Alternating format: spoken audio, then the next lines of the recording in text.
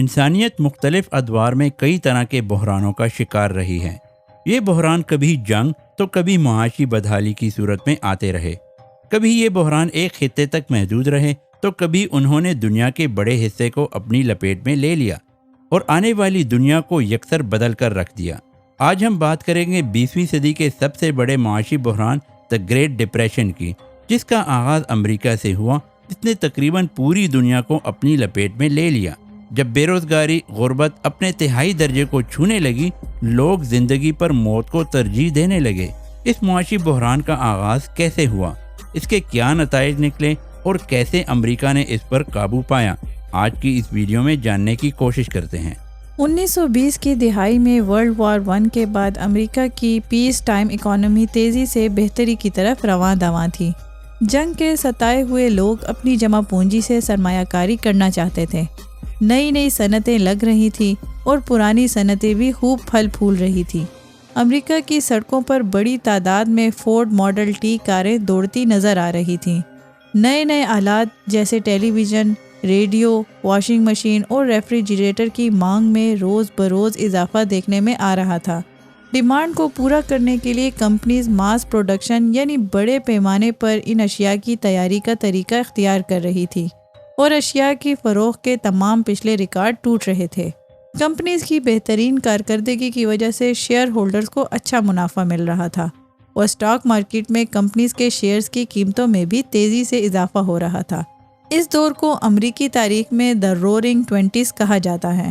اس زبردست منافع بخش کاروباری ماحول کو دیکھ کر امریکی عوام مزید سرمایہ کاری کی طرف تیزی سے راغب ہونے لگے۔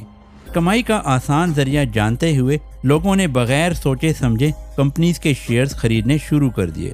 شیئرز کی خریداری کا یہ جنون اس قدر بڑھ گیا کہ کچھ لوگ بینکوں سے لون لے کر بھی اسٹاک مارکیٹ سے شیئرز خریدنے لگے۔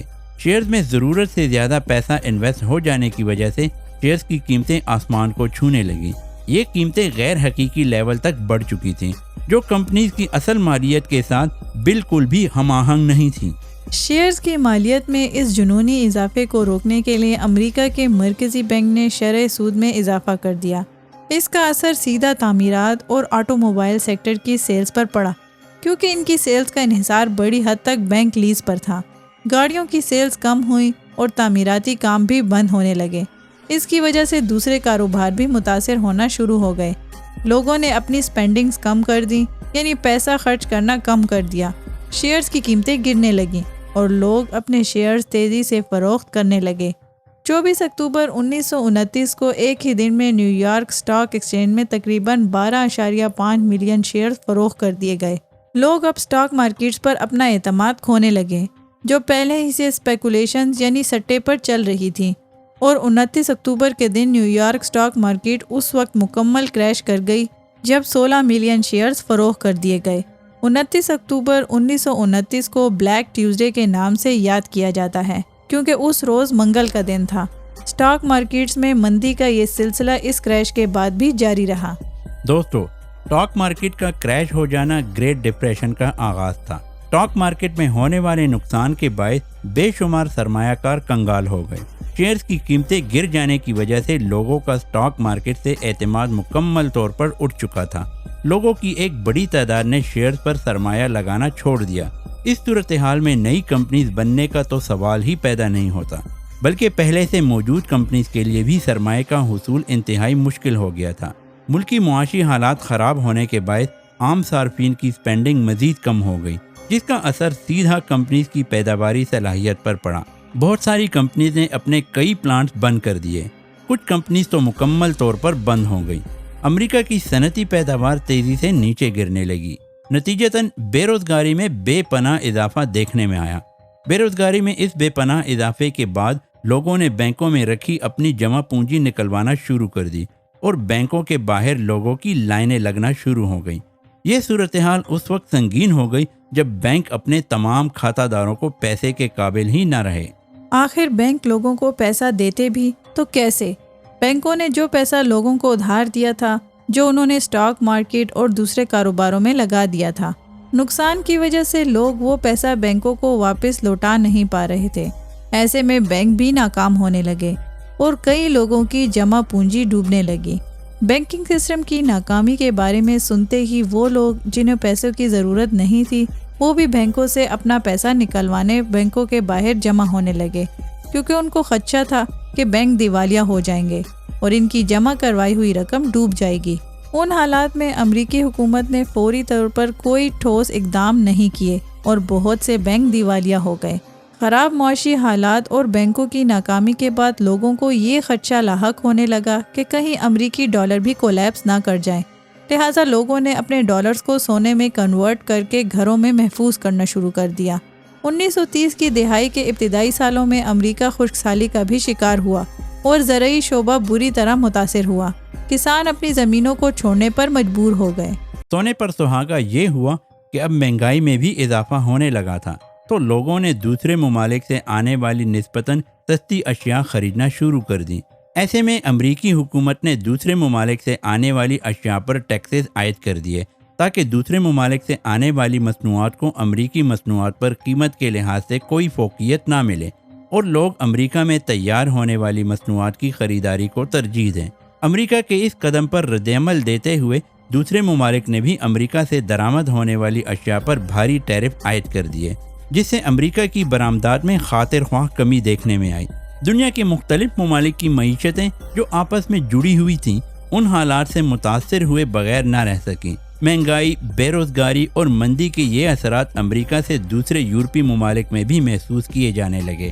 بڑھتی بے روزگاری، بے پناہ مہنگائی اور غربت کے باعث لوگوں کی ایک بڑی تعداد نے نا امید ہو کر اپنی زندگیوں کا خاتمہ کرنا شروع کر دیا۔ یوں یہ اکنامک ریسیشن اب گریٹ ڈپریشن میں تبدیل ہو گیا۔ نومبر 1932 میں ہونے والے امریکی صدارتی الیکشنز میں فرینکلن ڈی روزویلٹ نے کامیابی حاصل کی۔ اس وقت تک امریکہ کی تقریباً 1/4 آبادی بے روزگار ہو چکی تھی۔ یہ مشکل صورتحال نو منتخب صدر روزویلٹ کے لیے ایک بہت بڑا چیلنج تھی۔ صدر روزویلٹ کی طرف سے 6 مارچ 1933 میں تمام بینکوں کو بند کر دیا گیا تاکہ بینکوں کا آڈٹ کیا جا سکے اور صرف انہی بینکوں کو جانچ پڑتال کے بعد دوبارہ کھلنے کی اجازت دی جائے جو اپنے کھاتہ داروں کو ادائیگی کرنے کے قابل تھے۔ فرینکلن روزویلٹ نے معاشی بحالی کا ایک جامع پروگرام مرتب کیا جسے نیو ڈیل کہا جاتا ہے۔ اس پروگرام کے تحت سیکیورٹیز اینڈ ایکسچینج کمیشن قائم کیا گیا جس نے اسٹاک مارکیٹ میں پیسہ لگانے والوں کے لیے اصول و ضوابط تشکیل دیے۔ لوگوں کا بینکوں پر اعتماد بڑھانے کے لیے انہوں نے فیڈرل ڈپازٹ انشورنس کارپوریشن کا آغاز کیا تاکہ لوگوں کو اس بات کی ضمانت دی جا سکے کہ اگر بینک ان کا پیسہ لوٹانے میں ناکام ہوئے تو حکومت وہ پیسہ ادا کرے گی۔ روزویلٹ کی حکومت نے حکومتی ترقیاتی بجٹ سے میگا پروجیکٹ شروع کیے تاکہ ملک میں بڑی سطح پر معاشی سرگرمی شروع ہو سکے۔ انہوں نے بالخصوص اس بات پر زور دیا کہ ایسے پروجیکٹ شروع کیے جائیں جن سے زیادہ لوگ روزگار حاصل کر سکیں۔ اس وقت 6,50,000 میل ہائی ویز، بڑے بڑے تعمیراتی پروجیکٹ جن میں پل، ڈیمز وغیرہ کی تعمیر شامل تھی شروع کیے گئے۔ دنیا میں اس وقت کے سب سے بڑے ڈیم ہوور ڈیم کی تعمیر بھی اسی دوران مکمل ہوئی۔ ان پروجیکٹ کی وجہ سے تقریباً 8.5 ملین لوگوں کو روزگار حاصل ہوا۔